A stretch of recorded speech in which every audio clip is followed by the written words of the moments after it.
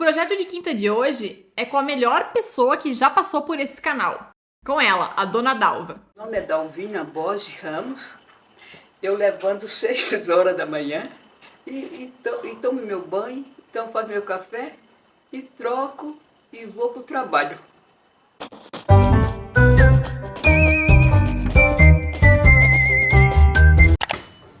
Contextualizando, essa aqui é a casa da Dona Dalva. Ela fica na Vila Matilde, na zona leste de São Paulo. E lá em 2016, ela ganhou um prêmio internacional do ArcDaily como a melhor casa do mundo. Exatamente isso, melhor casa do mundo. E aí você pode estar pensando, poxa, Fivo, mais uma casa que eu não posso pagar. Mas será mesmo? Essa aqui é a casa. Agora, olha só isso aqui, ó. Mas antes, aproveita e deixa aqui a tua curtida consignada nesse vídeo. Tu assiste ele, se tu gostar, tu mantém o curtir, se não, pode retirar, beleza? Mas eu acho que tu vai gostar sim, vale muito a pena, olha só. Sonho de tanta gente, a construção de uma casa muitas vezes significa a economia de uma vida. Com Dona Dalva foi assim. Ela se viu numa situação difícil quando a casa em que morava há anos quase ruiu. O teto do quarto caiu literalmente. Começava então uma importante mudança em sua vida. Para não correr mais riscos... Detalhe importante, a estrutura da casa, já deu para ver, é toda de bloco pré-fabricado ou pré-moldado, certo? A cobertura é uma pré-laje, que ela é pré-fabricada também, e ela é colocada em módulos, como dá para ver aqui nessa estrutura. Então eles optaram por essas técnicas pré-fabricadas, que elas chegam praticamente prontas, e foram montando a casa lá, obviamente seguindo o projeto, mas tudo isso eles explicaram, ao longo do vídeo a gente vai falar um pouquinho mais, que as medidas foram pensadas para uma técnica construtiva relativamente simples e que tivesse um domínio em quem fosse trabalhar ali, tá? No pessoal da equipe de obra em si, beleza? Vamos seguir. Ela decidiu apostar em um projeto arquitetônico, mesmo sem saber exatamente o que isso significava.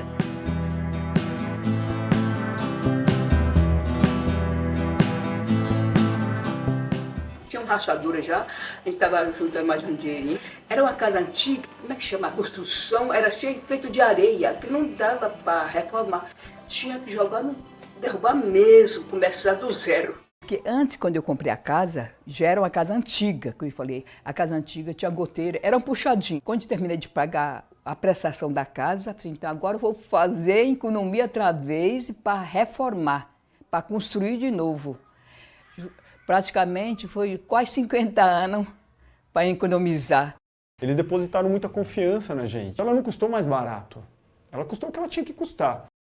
Eu acho que no arquiteto, a minha opinião, a minha pessoa, eu acho uma coisa mais segura.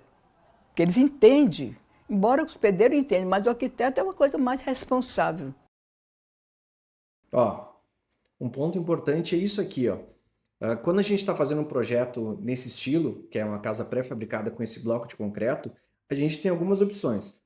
Passar a elétrica por dentro dos blocos, tá? Seguindo a parte de baixo, então ele vem por baixo ali na laje, ou por cima, ou por baixo no contrapiso, e sobe no bloco, ou ele desce da laje, certo?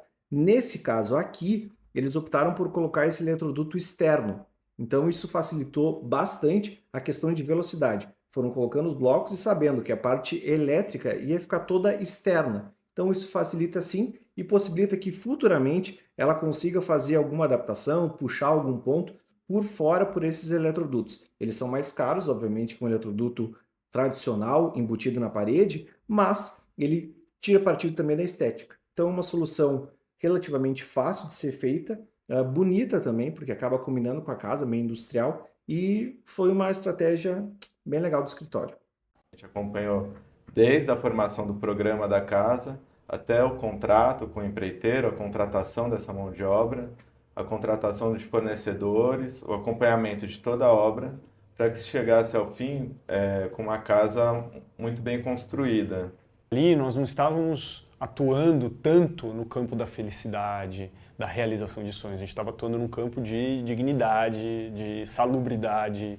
A gente estava ali para dar uma resposta muito mais saúde social e física mesmo do que propriamente o que um arquiteto, o que a sociedade entende que o arquiteto pode proporcionar, que é apenas embelezamento e sonhos, né? Então, o briefing deles era muito simples, eles precisavam de uma casa, uma boa casa.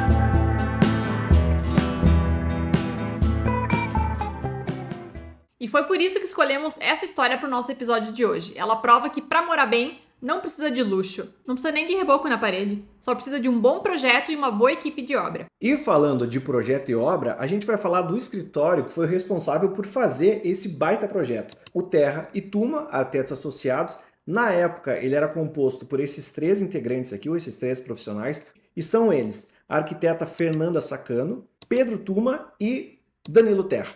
Mas agora, vamos entender mais sobre a casa. Primeiro, aquilo que você deve estar pensando. Quanto? Quanto custou essa obra? Absurdos R$150 mil.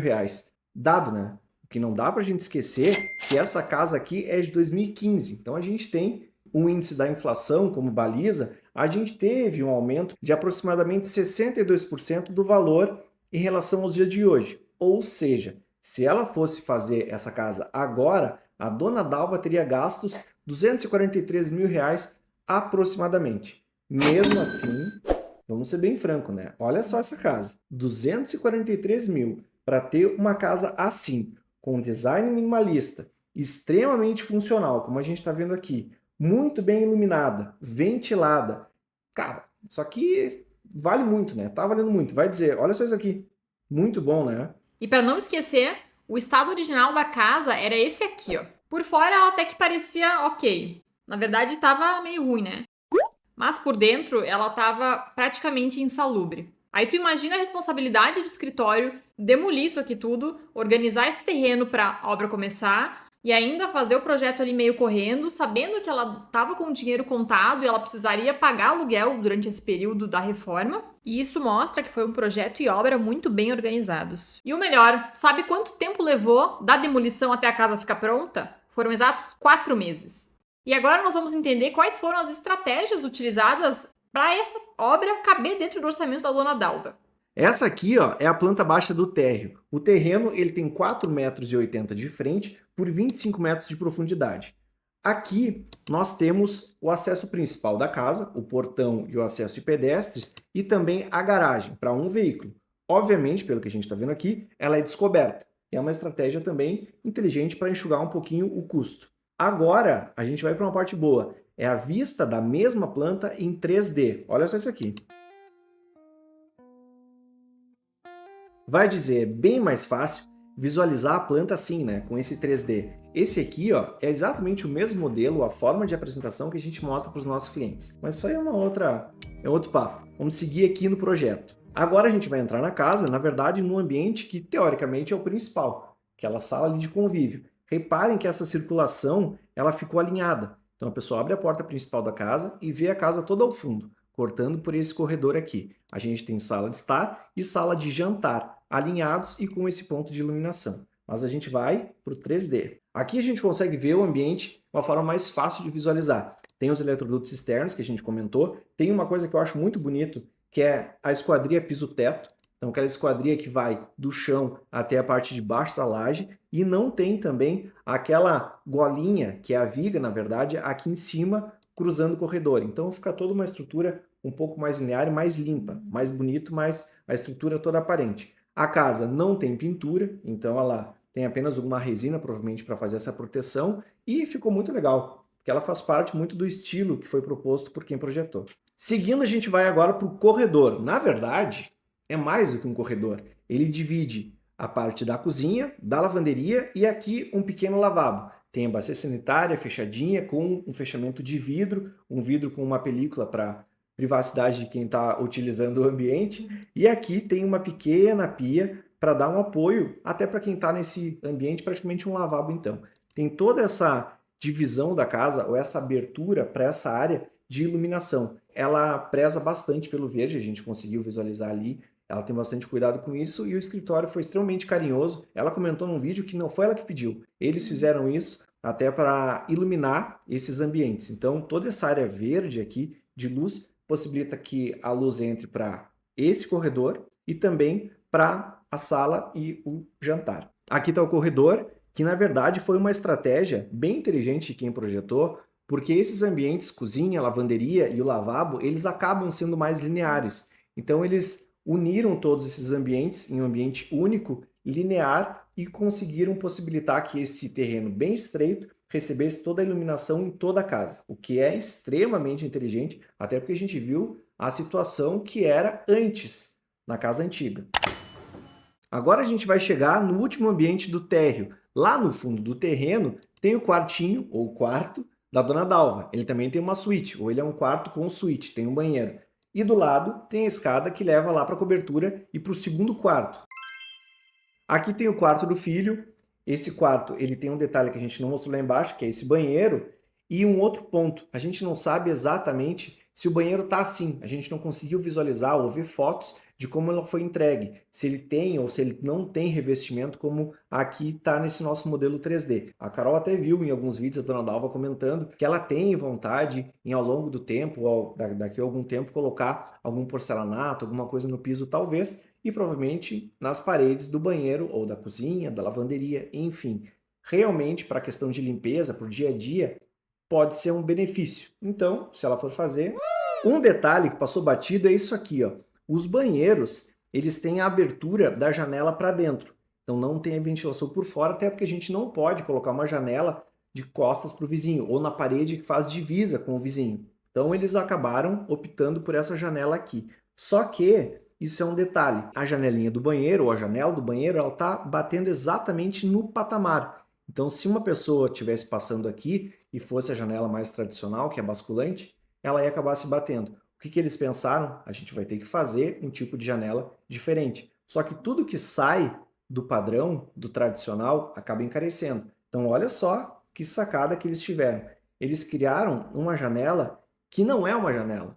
Ela, na verdade, são dois vidros fixos, desencontrados, que possibilitam que tenha essa troca de ventilação, ou a ventilação do banheiro, esse vapor d'água. E lá em cima, eles colocaram uma estrutura para acabar eliminando, tipo uma chaminé, eliminando essa umidade, enfim, que acabaria sendo acumulado aqui. E também a estrutura que faz a cobertura e o apoio do reservatório. Então, bem legal mesmo. E agora a gente vai para o último ambiente, que na verdade é a cobertura da casa. Eles não colocaram aquele telhadinho tradicional, colocaram uma laje, impermeabilizaram e também colocaram alguns lugares, ou em alguns lugares, como essa parte aqui, uma argila expandida, algum material assim também, para possibilitar que eles caminhassem ali, também fizessem a drenagem da água, enfim, toda uma estrutura sem aquele telhamento tradicional, com calha, com rufo, com tudo isso. A gente até em alguns vídeos já falou sobre isso, que a gente está estudando começar a implementar esse tipo de cobertura nos nossos projetos para eliminar o telhado. O telhado é uma coisa que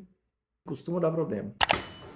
E por hoje é só, vimos uma casa muito legal, um projeto sensacional, feito com um orçamento bem enxuto, mas que deu muito certo. E por tudo isso, a gente já tem meios, ou ferramentas, ou informações suficientes para a gente fazer o quê? Trazer ele de volta. O nosso martelo de borracha e falar se isso aqui foi um projeto, uma obra ou uma ideia de quinta. Na verdade, não foi um mau projeto, não foi uma ideia ruim e foi uma obra muito bem feita. Então não foi nenhum dos três. Essa obra teve problemas? É certo que deve ter tido, mas ela resultou numa casa que coube no orçamento da Dona Dalva e com um projeto que funciona. E esse, afinal de contas, é sempre o objetivo de qualquer projeto. Mas isso aqui não impede que naquela tua caminhada diária, tá passando aí, olha para o lado, vê uma obra toda em bloco e pensa, olha só, boa que nem a da Dona Dalva. E tu chega perto, não anda, tá sem placa, os blocos tudo quebrado, e daí tu vai ter ela, a clássica. A vozinha em seu ouvido dizendo, tem um projeto de quinta aqui. E antes do tchau, na semana que vem a gente não vai ter episódio, mas é por um bom motivo. A gente vai estar viajando ao trabalho para fazer um levantamento. Quem quiser acompanhar o que a gente vai estar fazendo nessa cidade, nos acompanha lá no nosso Instagram, que é @arquitetura direcionada. Agora sim. Tchau! E aí, você pode estar pensando... E aí... Nosso martelo de borracha. O nosso martelo de borracha. Tá. Mas isso não impede de você estar caminhando. Opa, aqui não tem como com o Nexo, né? Entendeu? Uhum. Mas esse caso aqui não elimina que você está caminhando aí na sua cidade, e aí você olha para um lado e vê uma casa de bloco. Pois é, vendo uma obra que não anda, Tá. Aham. Que é feito em bloco, mas que não anda. Tá. Tá. Você vai ouvir uma vozinha em seu ouvido dizendo. É isso ou falta coisa? Eu achei que tinha mais. Não, é isso aí mesmo. Que não anda. E aí vai ter aquela. E aí você vai. Tá faltando isso, né? Deixa eu de novo. Não. Ah, e semana que vem Aham. a gente vai estar trabalhando. Ah, e antes do tchau? Não, mas peraí. Tava faltando uma coisa assim. Pois é. Então não foi nenhum dos três. Isso aqui é um projeto de primeira.